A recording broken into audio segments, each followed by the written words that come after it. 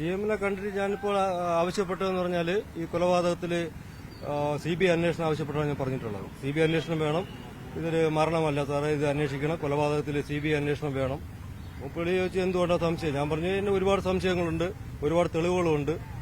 Postmortem report സാറൊന്ന് വായിച്ചു നോക്കിയാൽ അറിയാം എന്തുമാത്രം ബ്രൂട്ടലായിട്ട് ചെയ്തേക്കുന്നു. എനിക്കറിയാവുന്ന കുറച്ച് ഡോക്ടേഴ്സ് ഉണ്ട്, എന്റെ സുഹൃത്തുക്കളായ ഡോക്ടേഴ്സ് ഉണ്ട്, അവരോട് ഞാൻ പോസ്റ്റ്മോർട്ടം റിപ്പോർട്ട് കാണിച്ചു. അവരും പറഞ്ഞത് ഇങ്ങനെ എഴുന്നേറ്റ് നിൽക്കാൻ പോലും കഴിയാത്ത ഒരു മനുഷ്യന് എങ്ങനെ തൂങ്ങിച്ചാവാൻ പറ്റുന്നതെന്ന് അവരോട് എന്നോട് ചോദിച്ചു. കുറെ വിവരങ്ങൾ എനിക്ക് അവിടുന്ന് കിട്ടുകയും ചെയ്തു. ഞാൻ ഇതെല്ലാം മുഖ്യമന്ത്രിയോട് വിശദീകരിച്ച് പറഞ്ഞു. മുഖ്യമന്ത്രിക്ക് അറിയാമെന്ന് തോന്നുന്നു മുമ്പ് ഈ കാര്യങ്ങളൊക്കെ. പുള്ളി പറഞ്ഞു ഇപ്പോൾ ആവശ്യം നിങ്ങൾക്ക് എന്താണ്? ഞാൻ പറഞ്ഞു സാർ അതിൽ എഴുതിയിട്ടുണ്ട്, അല്ലെങ്കിൽ CBI അന്വേഷണം തന്നെ വേണം. പുള്ളി അത് വായിച്ചു നോക്കി, ഒരു 5 മിനിറ്റ് എല്ലാം വായിച്ചു നോക്കിയിട്ട് എന്നോടിപ്പോൾ ഒരു ഉറപ്പ് പറഞ്ഞു, ഓക്കെ CBI അന്വേഷണം വേണമെങ്കിൽ ഞാൻ ഉറപ്പായിട്ട് CBI അന്വേഷണത്തിന് വിടാം. പുള്ളി അത് നോക്കട്ടെ എന്നൊന്നും പറഞ്ഞില്ല. പുള്ളി എന്നോട് ഉറപ്പ് പറഞ്ഞു CBI അന്വേഷണം തന്നെ വിടാം എന്ന് പറഞ്ഞു. പുള്ളി അത് എപ്പോൾ പ്രഖ്യാപിക്കുമെന്ന് എനിക്കറിയില്ല, എന്നോട് ഉറപ്പ് പറഞ്ഞു. ഇപ്പൊ ഉറപ്പ് പറഞ്ഞേ ഉള്ളൂ, ഒരു 5 മിനിറ്റ് ആയുള്ളൂ പോയിട്ട് ഞാൻ ഇപ്പൊ ഇറങ്ങി തിരിച്ചു വന്നിട്ട്. എനിക്ക് ഇപ്പം CM അങ്ങനെ പറഞ്ഞപ്പോ എനിക്ക് വിശ്വാസമുണ്ട്. ഇല്ലെങ്കിൽ ചിലപ്പോൾ അദ്ദേഹം പറയുമായിരിക്കും നോക്കട്ടെ, ഞാൻ പഠിക്കട്ടെ എന്നൊക്കെ പറയുമായിരിക്കും. അങ്ങനെയല്ല പറഞ്ഞത്, ഓക്കെ CBI അന്വേഷണം വേണോ, ഞാൻ ഉടൻ തന്നെ നമുക്ക് പരിശോധിക്കാമെന്നല്ല CBI അന്വേഷണം ചെയ്യാം എന്ന് ഉറപ്പ് പറഞ്ഞു. ഇനിയിപ്പോ എന്താണെന്നറിയില്ല, ചെയ്യുമോ ഇല്ലയെന്നറിയില്ല. പക്ഷെ എന്നോട് നേരിട്ട് ഉറപ്പ് പറഞ്ഞതാ CBI അന്വേഷണത്തിന് വിടാം, അല്ല നോക്കട്ടെ ചെയ്യട്ടെ എന്നൊന്നും പറഞ്ഞിട്ടില്ല എന്നോട്. ഇല്ല, വേറെ ഒന്നും പറഞ്ഞില്ല. അവന് നേരിട്ട കാര്യങ്ങൾ ഞാൻ അങ്ങോട്ട് പറഞ്ഞതേ ഉള്ളൂ. സിദ്ധാർത്ഥന് ഇന്ന കാര്യങ്ങളുണ്ടായി. അപ്പോൾ പുള്ളി പറഞ്ഞു ഓക്കെ ഞാൻ നോക്കട്ടെ, പരിശോധിക്കാം, നോക്കട്ടെ, പേപ്പർ നോക്കി, അത്ര മാത്രമേ നോക്കിയുള്ളൂ. അല്ല അവിടെ ഇതുവരെയ്ക്കുള്ള പ്രോഗ്രസ് എന്താണ്, ഏത് അന്വേഷണം എങ്ങനെയായി, അതൊന്നും എന്നോട് ചോദിച്ചില്ല. അത് ഞാൻ വിശദീകരിച്ചുമില്ല, എന്നോട് ചോദിക്കാത്തതുണ്ട്. ഇല്ല, അത് ഞാൻ മുഖ്യമന്ത്രിയുടെ അതൊന്നും പറഞ്ഞിട്ടില്ല. അത് മുഖ്യമന്ത്രി ചോദിച്ചിട്ടില്ല, കേസിന്റെ വിശദീകരണവും ചോദിച്ചില്ല, ഞാനത് പറഞ്ഞില്ല. എന്റെ ഒരു ആവശ്യം ഞാൻ ആദ്യമേ പറഞ്ഞു, സാർ ഒരു CBI അന്വേഷണം വേണം.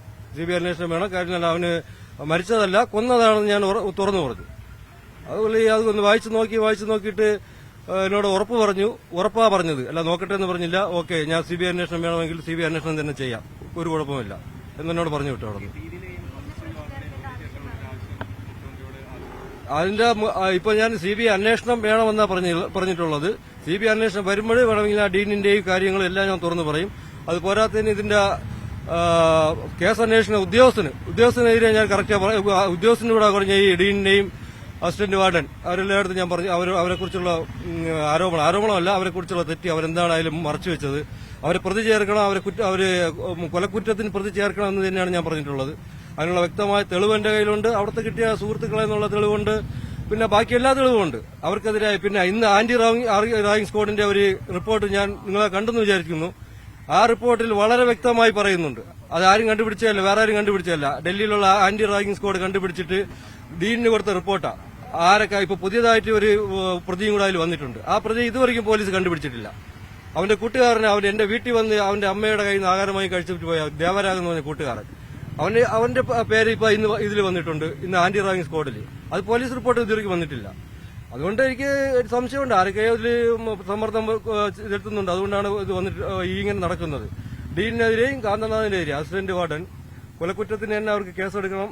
മാത്രമല്ല ഈ സസ്പെൻഷനിലായി നിന്നിട്ട് കാര്യമില്ല, അവരെ സർവീസിൽ നിന്ന് മാറ്റണം. സർവീസിൽ നിന്ന് മാറ്റിയിട്ട് അവരെ ഡിസ്മിസലാക്കി മാറ്റി നിർത്തി കേസ് അന്വേഷിക്കണം. അത് പോരാത്തതിന് 2019 മുതൽ ഇങ്ങോട്ടുള്ള ഏകദേശം 5-6 വർഷത്തിൽ അവിടെ ഒരുപാട് ആത്മഹത്യകൾ നടന്നിട്ടുണ്ട്, ഒരുപാട് അപകടം നടന്നിട്ടുണ്ട്, മരണം നടന്നിട്ടുണ്ട്. ആ കോളേജിൽ പറ്റുമെങ്കിൽ അത് ആരാണ് അന്വേഷിക്കണമെന്ന് എനിക്കറിയില്ല. ചിലപ്പോൾ UGC അന്വേഷിക്കണം, ചിലപ്പോൾ പോലീസ് അന്വേഷിക്കുമായിരിക്കും, അല്ലെങ്കിൽ യൂണിവേഴ്സിറ്റി അന്വേഷിക്കുമായിരിക്കും. അതെല്ലാം അന്വേഷിക്കണം. ഒരു 5-6 വർഷത്തിന് ഇങ്ങോട്ട് അവിടെ ഏതൊക്കെ മരണങ്ങൾ നടന്നിട്ടുണ്ട്, ആത്മഹത്യയും അപകടവും, അതെല്ലാം അന്വേഷിക്കണം. അത് അന്വേഷിച്ച് കണ്ടുപിടിച്ചതിന് ശേഷം മാത്രം ആ കോളേജിന് ഇപ്പോൾ തുറന്ന് പ്രവർത്തിച്ചാൽ മതി. അത് അന്വേഷിക്കണം. അവര് ഇപ്പൊ എനിക്ക് പറയാൻ പറ്റില്ല, അങ്ങനെയാണ് ഞാൻ എന്റെ വികാരമോ പറയുന്നത്. അതിനുള്ള നിയമവശം എനിക്കറിയില്ല. കോളേജ് ഇപ്പൊ തിങ്കളാഴ്ച മുതൽ തുറക്കുന്നു എന്ന് പറഞ്ഞു. തിങ്കളാഴ്ച മുതൽ അങ്ങനെ തുറക്കണ്ട, ഇതിനൊരു തീരുമാനമായിട്ട് അറിഞ്ഞിട്ട് തുറന്നാൽ മതി. ഇത്രയും പേര് വന്നല്ലോ പ്രതിയിൽ, ഡീന് വന്നു, കാന്തനാഥൻ വന്നു, എല്ലാവരും വന്നു. അവരെ കൊലക്കുറ്റത്തിന് ചേർക്കട്ടെ, 302 വകുപ്പ് ചേർത്ത് കൊണ്ടുപോയിട്ട് തുറക്കണോ വേണ്ടെന്നുള്ള കാര്യം അവരെ ആലോചിച്ചാൽ മതി.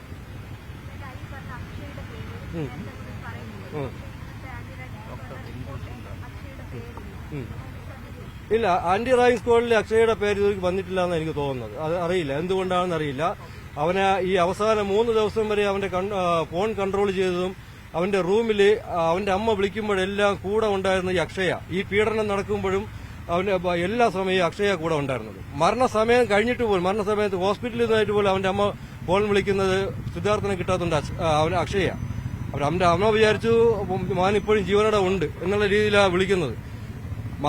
മകൻ മോർച്ചറിയിൽ കിടക്കുമ്പോഴും അവന്റെ അമ്മ വിളിച്ചു അക്ഷയ വിളിക്കുന്ന സിദ്ധാർത്ഥന് എന്താ കുഴപ്പം, അവന് എന്തെങ്കിലും ഉണ്ട്. അപ്പോൾ അവൻ പറയാ ഒരു കുഴപ്പമില്ല, അവന് ഇപ്പൊ ഫോൺ കൊടുക്കാമെന്ന്. അപ്പൊ ഈ 4 മണി 4:30 ആയപ്പോഴും പറയുന്നതാണ് അവനിപ്പോ ഫോൺ കൊടുക്കാന്നാ പറയുന്നത്.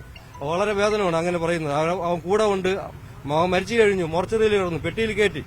എന്നിട്ട് അക്ഷയ് പറയാ അവനൊരു കുഴപ്പമില്ല, വെയിറ്റ് ചെയ്യാൻ ആന്റി, ഞാൻ ഇപ്പൊ ഫോൺ കൊടുക്കാം. അതുപോലെ തന്നെ ഉണ്ട് ഇന്നലെ അവര് കൂടെ വേറൊരു കൂട്ടുപ്രതി ഉണ്ടായിരുന്നു.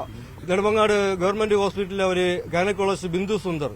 ഈ കൊലപാതകം കഴിഞ്ഞ് അന്ന് തന്നെ ഓടി എന്റെ വീട്ടിൽ വന്ന്, അവർ പ്രാക്ടീസ് ചെയ്യുന്ന എന്റെ വീട്ടിൽ തൊട്ടടുത്ത, അവർ ഓടി വന്ന് വീട്ടിൽ വന്ന് പറയുക അത് എന്റെ മകനാണ് വാതിൽ ചവിട്ടി തുറന്നത്, അവൻ തൂങ്ങി നിൽക്കണ കണ്ടിട്ട് എന്റെ മകൻ വാതിൽ ചവിട്ടി തുറന്ന് അവന്റെ കാല് മുറിഞ്ഞിട്ടുണ്ട്, കാലിലെന്തോ ഉൾക്കൊണ്ടു എന്ന് പറഞ്ഞിട്ട് അത് അവന് എവിടെ വേണമെങ്കിൽ ഒന്ന് പറയാമെന്ന് പറഞ്ഞിട്ടുണ്ടെന്ന്. പക്ഷെ 2 ദിവസം കഴിഞ്ഞിട്ട് അവർ നേരെ അവർ തലതിരിഞ്ഞു. അവർ പറഞ്ഞ് പിന്നെ അവിടെ നിന്ന് അറിഞ്ഞത് ഒരു നോർത്ത് ഇന്ത്യക്കാർ കുട്ടികളാണ് ചവിട്ടി പൊളിച്ചത്. അപ്പൊ നമുക്കും സ്വാഭാവികമായിട്ട് നാട്ടുകാർക്കും ഒരു സംശയം ഉണ്ടായി, ബിന്ദു സുന്ദറിന്റെ മകന് റോഹനും ഇതില് പങ്കുണ്ട്, ഈ മരണത്തിൽ കൊലപാതകത്തിൽ പങ്കുണ്ട്. ഞാൻ അത് എവിടെ വേണമെങ്കിലും പറയാൻ ഞാൻ എഴുതിയും കൊടുക്കാൻ തയ്യാറാണ്. വെറുതെ ഞാൻ ഒരു കാര്യം ഇതുവരെയ്ക്ക് ആരോപിച്ചിട്ടില്ല. ഈ ബിന്ദു സുന്ദറിന് ഗൈനക്കോളജിസ്റ്റ്, നെടുമങ്ങാട് ഗവൺമെന്റ് ഹോസ്പിറ്റലിലെ ഗൈനക്കോളജിസ്റ്റ് ബിന്ദു സുന്ദറിന്റെ മകനാ റോഹൻ, സീനിയറാ. അവന് ഇതിൽ വ്യക്തമായി പങ്കുണ്ട്. അവർ ചവിട്ടി തുറന്നിട്ട് പറഞ്ഞിട്ടുണ്ടെങ്കിൽ പിന്നെ അവരെന്തുകൊണ്ട് ബാക്ക് തിരിഞ്ഞു, പുറംതിരിഞ്ഞു, അല്ലെങ്കിൽ ഡയറക്റ്റ് അല്ലെങ്കിൽ ഇൻഡയറക്റ്റ് ആയിട്ട് അവന് ഈ റോഹൻ നല്ല രീതിയിൽ പങ്കുണ്ട്. അക്ഷയ്ക്ക് പങ്കുണ്ട്. അക്ഷയുടെ മകൻ, അക്ഷയുടെ അച്ഛൻ അവിടെ നല്ല ഒരു പ്ലാനറാ, ഒരു നല്ല രാഷ്ട്രീയക്കാരനോ. അതുകൊണ്ടായിരിക്കും ഈ അക്ഷയെ തൊടാതെ വെച്ചിരിക്കുന്നത്. എനിക്കറിയില്ല എന്താണെന്ന്. നിങ്ങൾ കണ്ടുപിടിച്ചു കഴിഞ്ഞാൽ അത്രയും നല്ലത്. ഞാനത് പോലീസിനോടും പറഞ്ഞിട്ടുണ്ട്. ഇത്രയും സംശയങ്ങളെല്ലാം ഉള്ളത് കൊണ്ടാണ് ഞാൻ ഈ CBIക്ക് അന്വേഷണം ബഹുമാനപ്പെട്ട മുഖ്യമന്ത്രിക്ക് ഞാൻ കൊടുത്തത്. അദ്ദേഹം അത് ഉറപ്പ് തന്നത് അതുകൊണ്ടാണ്. ഞാൻ അതിൽ കുറച്ച് തൃപ്തനുമാണ് അദ്ദേഹം പറഞ്ഞില്ല. അല്ല, അതറിയില്ല ഏത് നേതാവാണെന്ന് എനിക്കറിയില്ല. അക്ഷയുടെ അച്ഛൻ ഒരു നേതാവാണെന്ന് എനിക്കറിയാം. അത് കോൺഗ്രസ് ആണോ കമ്മ്യൂണിസ്റ്റ് ആണോ ഏതായാലും അതെനിക്ക് വിഷയമുള്ളതല്ല. ഞാൻ ആ രാഷ്ട്രീയത്തിലോട്ട് എനിക്ക് പോകാൻ താല്പര്യമില്ല. ഒരു നേതാവാണ് എനിക്കെന്നറിയാം. വലിയൊരു പ്ലാനറാണെന്നും എനിക്കറിയാം. അവിടെ വലിയൊരു പ്ലാനറാണ്. ഇത് രണ്ടും മാത്രമേ എനിക്കറിയാവൂ. അവർ കണ്ടുപിടിക്കട്ടെ. ഇതുവരെയ്ക്കും അവിടെ ആരോ ഏതൊക്കെയോ പ്രമുഖ നേതാക്കളെ അവർ സംരക്ഷിച്ചുകൊണ്ടിരിക്കുന്നു. പേപ്പറിലും കണ്ടു, പത്രത്തിലും കണ്ടു, നല്ല പ്രമുഖരായ നേതാക്കൾ സംരക്ഷിച്ചുകൊണ്ടിരിക്കുന്നു. അതും എനിക്ക് വിഷയമില്ല, അവർ സംരക്ഷിക്കട്ടെ. പക്ഷേ പ്രതിപ്പട്ടികയിൽ കൊണ്ടുവരണം. ഈ 302 വകുപ്പ് ഇട്ടിട്ട് പ്രതിപ്പട്ടികയിലും അക്ഷയെ കൊണ്ടുവന്നേ പറ്റുള്ളൂ. അതിൽ വേറെ യാതൊരു കോംപ്രമൈസും ഇല്ല. ഈ മർദ്ദിക്കുന്നത് കണ്ടു എന്നുള്ളൊരു മൊഴി അക്ഷയ് പോലീസിന് കൊടുത്തു എന്ന് പറയുന്നു. അത് കേസിലൊരു പ്രധാന സാക്ഷിയായിട്ടല്ലേ അക്ഷയ് മാറുക? ഇല്ല, പ്രധാന സാക്ഷിയാവേണ്ട കാര്യമില്ല. അക്ഷയ് സാക്ഷിയല്ല. മർദ്ദിക്കുന്ന പ്രതി എന്ന് പറഞ്ഞാൽ അതിപ്പോ വളച്ചൊടിച്ച് കൊണ്ടുവരിക, വേണമെങ്കിൽ അവനെ ഒരു മാപ്പസാക്ഷിയാക്കാൻ കൊണ്ടുവരിക, അല്ലെങ്കിൽ ഒരു സാക്ഷിയാക്കുക, ആ രീതിയിലാണ് കൊണ്ടുവരുന്നത്. അതല്ല ചെയ്യണം. അക്ഷയെ 302 വകുപ്പ് പ്രകാരം കൊലക്കുറ്റത്തിന് കേസ് എടുത്തതിന് അക്ഷയ് ഇതിലോട്ട് കൊണ്ടുപോകണം. ഇപ്പൊ അക്ഷയ സൗജന്യത്തിൽ ഇങ്ങനെ കണ്ടെന്ന് പറയണ്ട, അല്ലെങ്കിൽ ഒരു റിപ്പോർട്ട് കൊടുക്കണ്ട, ശരി മാപ്പസാക്ഷിയാക്കുക അല്ലെങ്കിൽ സാക്ഷിയാക്കുക. അക്ഷയ് സാക്ഷിയല്ല, അക്ഷയ് പ്രതിയാ. 100% അക്ഷയ് പ്രതിയാ. എനിക്ക് നല്ല ഉറപ്പുണ്ട്. ഈ ആന്റി റാഗിംഗ് സെല്ലിന്റെ റിപ്പോർട്ടിൽ പോലും പേരില്ലാത്ത ഒരാൾ എങ്ങനെയായിരിക്കും? എന്താണ് അക്ഷയ്ക്കെതിരെയുള്ള ഒരു എവിഡൻസ്? നിങ്ങളുടെ കയ്യിലുള്ള എന്തെങ്കിലും സംഭവം? ഇല്ല, അക്ഷയാണല്ലോ ഇപ്പൊ ആ വീട്ടിൽ ഫോൺ ചെയ്തുകൊണ്ടിരിക്കുന്നത്. ഏത് സമയം വീട്ടിൽ ഇത്രയും ഈ പ്രശ്നം നടന്നു, പീഡിപ്പിച്ചുകൊണ്ടിരിക്കുന്നു. ആ സമയത്തല്ല അക്ഷയാണ് നമ്മൾ വീട്ടിൽ വിളിച്ചുകൊണ്ടിരിക്കുന്നത്. അക്ഷയ്ക്കെല്ലാം നല്ല രീതിയിൽ ഇത് അറിയാം. ഈ പീഡനം നടക്കുമ്പോഴേ അറിയാം, കൊലപാതകം നടക്കുമ്പോഴേ കാര്യം അറിയാം. ആ സമയത്തല്ല അക്ഷയ്ക്ക് നല്ലവണ്ണം അറിയാം. ഇനി എന്തുകൊണ്ട് ഇതിൽ പേര് വന്നിട്ടില്ല എന്നുള്ള കാര്യം എനിക്കറിയില്ല. അത് ചിലപ്പോൾ ആന്റി റാഗിംഗ് സ്ക്വാഡ് അടുത്ത ഒരു അന്വേഷണം വരുമ്പോൾ ചിലപ്പോൾ കണ്ടെത്തുമായിരിക്കും. അടുത്ത അന്വേഷണം വരുമ്പോൾ കണ്ടെത്തണം. കാര്യം എന്നാൽ ഇതുവരെയ്ക്കും പ്രതിപ്പട്ടികയിൽ ഇല്ലാത്ത ഒരാളുടെ പേര് വരെ വന്നു, ദേവരാജ് എന്ന് പറഞ്ഞിട്ട്. പ്രതിപ്പട്ടികയില്ല. അവനെ ബ്രൂട്ടലായിട്ട് അവന്റെ ക്ലാസ്മേറ്റ്സാ റൂംമേറ്റ്സാ ബ്രൂട്ടലായിട്ട് ഉപദ്രവിച്ചില്ല. അവന്റെ പേരുണ്ട്, ദേവരാജിന്റെ പേര്. അതെങ്ങനെ വന്നു? പോലീസ് റിപ്പോർട്ടിൽ ഇതുവരെയും വന്നിട്ടില്ല. അതെന്തുകൊണ്ട് വന്നിട്ടില്ല? അപ്പോൾ ഓരോ കാര്യം ആന്റി റാഗിംഗ് സ്ക്വാഡ് കണ്ടുപിടിച്ചു കൊടുക്കണം. ഇല്ലെങ്കിൽ എനിക്ക് കിട്ടിയ അറിവ് ഞാൻ കണ്ടുപിടിച്ചു കൊടുക്കണം. എനിക്ക് IBയിൽ ജോലിയൊന്നുമില്ല, ഇത് കണ്ടുപിടിച്ചു കൊടുക്കാം. എനിക്ക് കിട്ടിയ അറിവുകളെല്ലാം ഞാൻ കൊടുത്തു. അതുവരെയുള്ള അന്വേഷണങ്ങൾ തന്നെ ഇതുവരെയ്ക്കും വന്ന് നിൽക്കുന്നുള്ളൂ. അതിൽ കൂടുതൽ പോയിട്ടുണ്ടോന്ന് അറിയില്ല. അത് ഞാൻ ഉദ്യോഗസ്ഥന് ഒരിക്കലും കുറ്റം പറയുന്നില്ല, അതിലെനിക്ക് താല്പര്യമില്ല. ഉദ്യോഗസ്ഥൻ നല്ല രീതിയിൽ കൊണ്ടുപോയായിരിക്കും, അല്ലെങ്കിൽ കൊണ്ടുപോകുന്നുണ്ട്. എന്തോ കാണുമായിരിക്കും, അവർക്കും സമ്മർദ്ദങ്ങൾ കാണുമായിരിക്കും. അത് ഞാൻ മുൻകൂട്ടി കണ്ടുകൊണ്ടാണ് ഞാൻ CBI അന്വേഷണം വേണമെന്ന് പറഞ്ഞത്. അല്ല, ഞാൻ ആരെയും ഒരു രാഷ്ട്രീയക്കാരെയോ അല്ലെങ്കിൽ ഒരു പോലീസ് ഉദ്യോഗസ്ഥനെയോ ഞാൻ ഇത് കരിവാരിത്തേക്കാനുള്ള എനിക്ക് അതിന് ആവശ്യമില്ല. എനിക്ക് അത്യാവശ്യം എന്ന് പറഞ്ഞാൽ മകന് നീതി കിട്ടണം, ഇതുള്ള സംഭവങ്ങൾ ആവർത്തിക്കരുത്. ഈ 2 കാര്യവും എനിക്ക് പ്രധാനമാണ്. അതുകൊണ്ടാണ് ഇതിൽ നടക്കുന്നത്.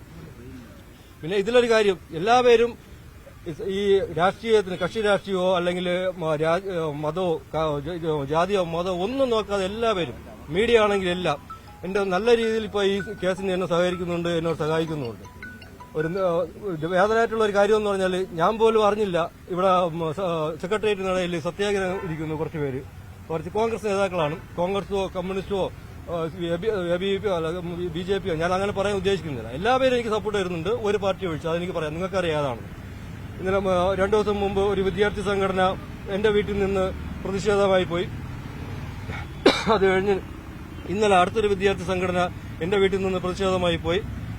അവരുടെ ഒരു വിദ്യാർത്ഥി, അവരുടെ കൂട്ടത്തിലുള്ള ഒരു വിദ്യാർത്ഥിയെ കൊന്നപ്പോൾ അവർക്ക് സഹിച്ചില്ല. അതുകൊണ്ട് എല്ലാവരും എന്നെ സഹായിക്കുന്നുണ്ട്.